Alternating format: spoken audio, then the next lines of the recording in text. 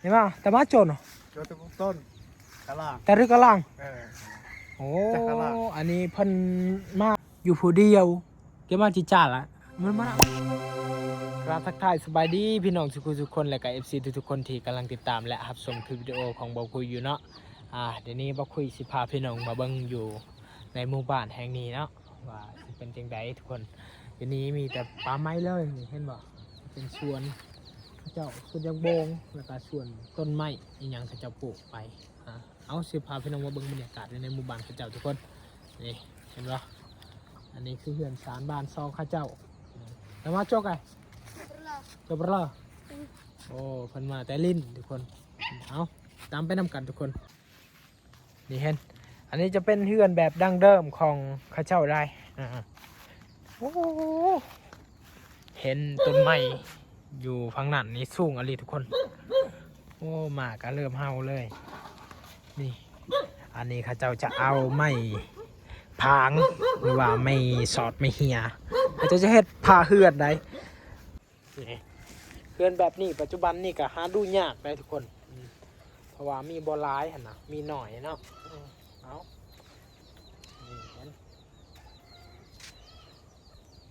มันช่วยแต่ว่าอย่าเอาไม่เปาะเขาถามน้องเพิ่นว่าสบายดีน้องเพิ่นตอบว่าโดยสบายดีแล้วเขาถามว่าพ่อแม่ไปใช้น้องเพิ่นตอบว่าไปไหนั่นแต่ว่าอย่าไม่บ่ตับไปใดถูกติโอ้ถือว่าพ่อแม่เพิ่นไปเฮ็ดไห้นี่ไปอยู่พังนั่นอยู่เซโปนพังนั่นทุกคนเอามาไม่ตาเพิ่นเกมันกระโอ้เพิ่นนี่ล่ะเลี้ยงงัวทุกคนเลี้ยงงัวเบิ่งอันไก่เบิ่งงัวอยู่บ้านอยู่เฮือนโอ้ยลฮักไหมยลฮักไหมเพิ่นยังเฮียนได้ห้องมายังไม่หักโอ้เพิ่นเฮียนห้องมาซอกแล้วได้นี่ได้ ถอยกำเอิญนี่เห็นเขื่อนสารบานซองข้าเจ้าอันนี้โอ้เนาะเอาโอ้ข้าเจ้าเห็ดคักได้นี่ได้ทุกคนเห็นบ่โอ้นี่ครั้งนี้ก็เต็มไปด้วยอันส่วนข้าเจ้าส่วนยางโบงหรือว่าต้นไม้ข้าเจ้าปลูกเห็นเอาสิขึ้นไปถึงทุกคนให้พี่น้องได้รับชมไปนำกันเนาะโอ้บรรยากาศนี้ดีขนาดทุกคนมือนี้เนาะฝนบ่ตกทุกคนฝนบ่ตกพอดีอากาศเย็นสบายเอาติดตามไปนำกันทุกคนเลยเดี๋ยวนี้กะเบาคุยกับบ่ค่อยได้ลงคลิปบางมือได้ลงคนเพราะว่าเบาคุยช่วงนี้ยามเดือน12นี่จะคาเวียกหลายทุกคนเนื่องจากที่คาเวียกหลายแหละผมมีเวลาที่จะไปถ่ายคลิปแถวใดก็เลยบ่ได้ลงคลิปทุกคนบ่ค่อยได้ลงคลิปเนาะโอ้อันนี้คือเฮือนที่น้อยๆของชนเผ่ากะโดทุกคนอันนี้เขาเจ้าจะเฮ็ดตามงบประมาณทุกคนเขาได้สำใดเขาเจ้าก็จะเฮ็ดสำนั้นเนาะเอาอันนี้จะเป็นน้ำเขาเจ้าเอามาแต่ภูแต่น้ำห้วยเอาไว้ใส่อยู่บ้านอยู่บ้านแล้วว่าอยู่เฮือนโอ้นี่ขอไก่ได้นี่ได้โอ้ขักแท้ขอไก่นี่เฮ็ดเป็นทรงเฮือนเลยได้ โอ้เนาะอันนี้ขอไก่เขาเจ้าโอ้นี่หญ้าเพิ่นยังอยู่เฮือนนี่หญ้าเพิ่นสบายดีมันชวนมาตาโอ้ถามสบายดีเพิ่นตอบว่าสบายดีทำมาเฮ็ดยังเฮ็ดกินเฮ็ดอาหารทุกคนเอามาบนจ่ามาเอามาอะไรเอามาตาดไว้กี่ตัวละดอกโอ้เพิ่นได้อันยอดยังวะยอดมันเอานี่เห็นนี่ทุกคนทีนี้แหละจะเป็นส่วนผักเพิ่นนี่เห็น อันนี้เพิ่นปลูกทั้งมักอึทั้งมักถั่วนี่เห็นกะทั้งมักนัดอยู่นี่กะทั้งหัวสีไข่ก็มีได้นี่ได้โอ้ เอาสิพาพี่น้องมาเบิ่งว่าหญ้าเพิ่นกำลังเฮ็ดหยังเดี๋ยวนี้นี่บอกว่าเฮ็ดอาหารทุกคนโอ้หญ้าเพิ่นคือว่าอยู่ผู้เดียวเนาะ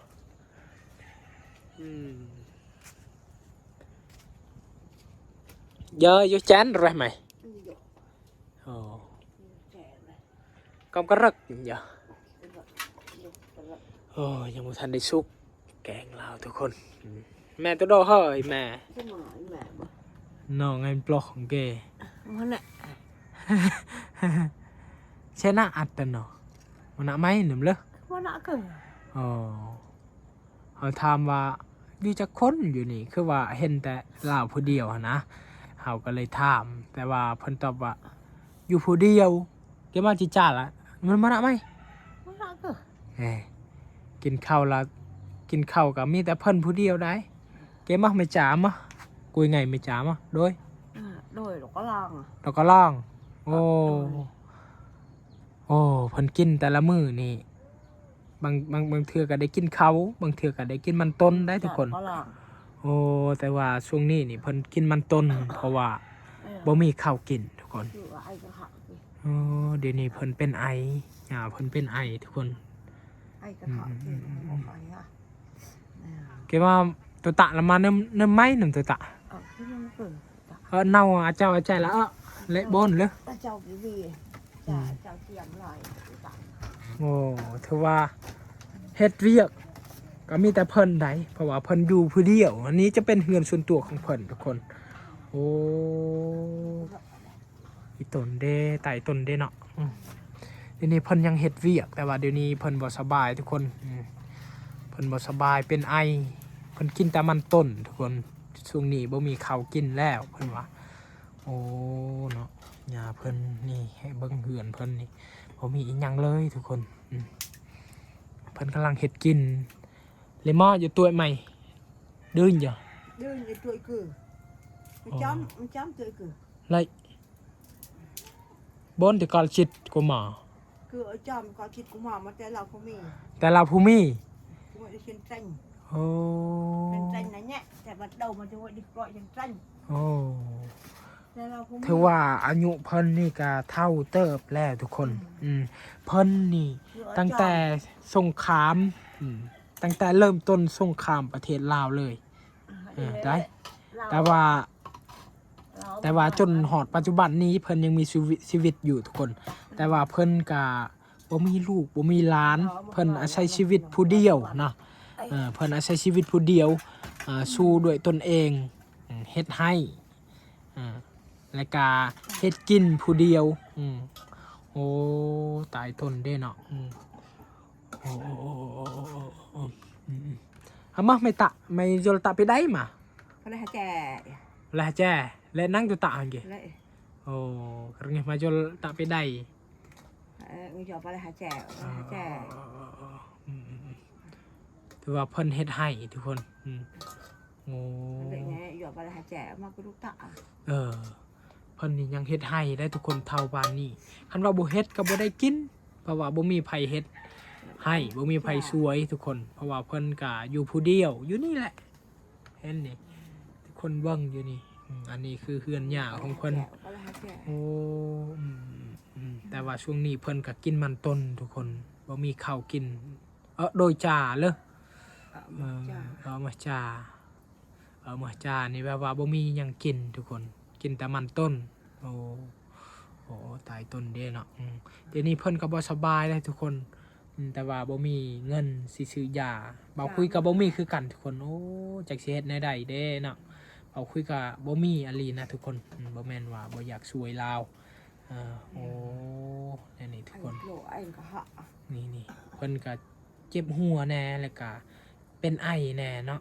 เพราะว่าเฒ่าแล้วทุกคนเอาทุกคนนี่โอ้อันนี้คือวิถีชีวิตของหญ้าเพิ่นอยู่คนเดียวสู้ชีวิตคนเดียวบ่มีไผสวย ในการเฮ็ดเวียกเฮ็ดให้ได้เพิ่นได้เฮ็ดให้พวกมันต้นเพื่อสิได้เลี้ยงชีวิตของตนเองทุกคนคันว่าบ่เฮ็ดก็แล้วโอ้ถือว่าเพิ่นนี่ก็เฒ่าเติบแล้วได้เบิ่งเพิ่นเดี๋ยวนี้ก็บ่ค่อยสบายทุกคนก็เลยบ่อยากถามหลายหั่นนะเพราะว่าเพิ่นบ่ค่อยสบายบ่ค่อยได้มีอารมณ์ในการตอบทุกคนเพิ่นก็บ่ค่อยสบายเป็นไอทุกคนเอาคุยก็ต้องเข้าใจลาวแต่ก็บ่อยากถามลาวหลายเพราะว่าเบาคุยก็บ่มีหยังที่จะให้หั่นนะเบาคุยก็บ่มีอะลีนะทุกคนช่วงนี้โอ้ทุกคนเบิ่งนี่เฮือนศาลบ้านสองเพิ่นนี่เนาะโอ้นี่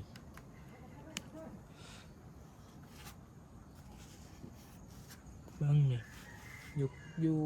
กล้องตารางเฮือนนี่มีพื้นใดเพิ่นพื้นนี่เพิ่นเอามาแต่ให้ได้แบกมาเลยว่าอองใส่กระพาแล้วก็อองมาแต่ให้ได้โอ้นี่ทุกคนโอ้เอาขอบใจเด้อขอบคุณสะเอิญไหมเอาว่าขอบใจร้ายเห็นป่ะแต่มาโจนเหรอ โจนแต่พวกต้นกะลาง แต่รึกกะลัง โอ้ โอ้ จักรลา อันนี้เพิ่นมาแต่ลกมันต้น จ้ะกะลาง โอ้ทางชวนมันต้นเพิ่นมาแต่ทางชวนมันต้นโอ้กะคริสอยู่กะลังอยู่รึกเพิ่นนี่ยังบ่ทันได้ลกมันต้นเดี๋ยวนี้กำลังสิไปทางทุกคนเมื่อทางแล้วล่ะสิลกอย่าจ้ะนะรึกเลย จ้ะ อ๋อยงกะลังไหม โย โอ้มันต้นเพิ่นนี่ใกล้ได้ทุกคนโอ้เพิ่นหากะหมาทุกคนให้มาchia sẻ cái máy lái xe แช่ mà chia sẻ hay cái gì กีฬาแช่ lái xe hồi tới mình lái xe ทำไม hồi tới mình lại โอ้ย อ๋อ โอ้ย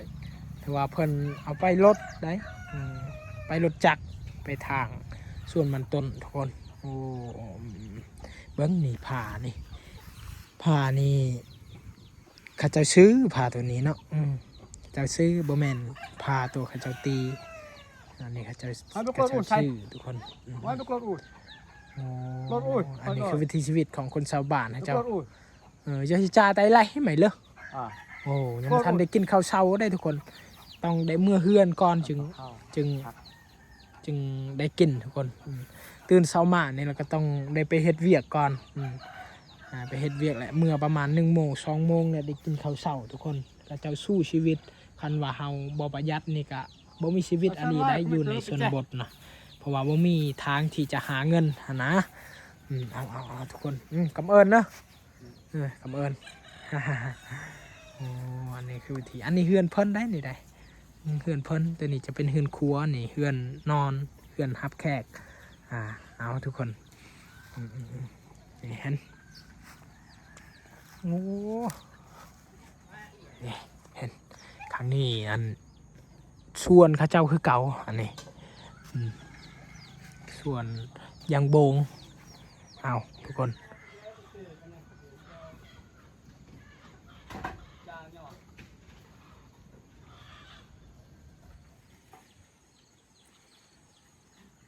นี่เบิ้งขอกหมูข้าเจ้านี่ทุกคน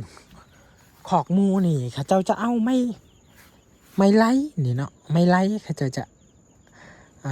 ตีแบบนี้ให้มันเข้าขี้ดินโอ้แบบนี้ได้ข้าเจ้าเห็ดอันขอกหมูข้าเจ้านะเห็ดแบบง่ายๆอันนี้ข้าเจ้าจะไปตัดไม่ไล่นี่จะเห็ดแบบนี้เลยจะเป็นขอกหมูขอกหมูจะเป็นขอกหมูเขาเจ้าโอ้หมูเขาเจ้ามีแต่ตัวเดียวอันนี้หมูนี่เขาเจ้าเอาไว้เลี้ยงเพื่อเอาไว้ให้ลูกชายเวลาจะเอาเขาเจ้าจะเอาลูกสะใภ้หรือว่าลูกชายเขาอยากเอาเมียนะเขาเจ้าก็จะเอาไว้เพื่อจะกินงานดองก็จะเอาหมูตัวนี้แหละไปกินทุกคน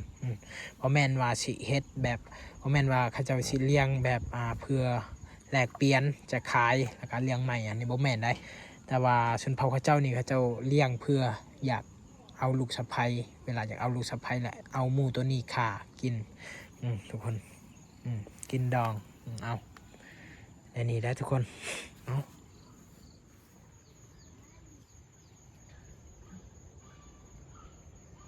เอาโอเคทุกคนสำหรับคลิปนี้กับบอกคุยต้องขอบคุณพี่น้องทุกคนและก็ FC ทุกคนที่เบิ่งคลิปวิดีโอของบอกคุยมาตลอดเนาะบอกคุยต้องขอบคุณหลายๆทุกคนแล้วก็ขอฝากให้พี่น้องกดไลค์กดแชร์กดติดตามบอกคุยเนี่ยเด้อเพื่อเป็นกำลังใจให้บอกคุยเฮ็ดคลิปต่อไปพี่น้องอันนี้คือวิถีชีวิตของข้าเจ้าและก็เบาคุยภาคถึง FC ที่เบิ่งคลิปวิดีโอของเบาคุยเนาะทีนี้ก็ต้องขอบคุณพี่น้องทุกคนเอาบ๊ายบายเจอกันคลิปต่อไปทุกคน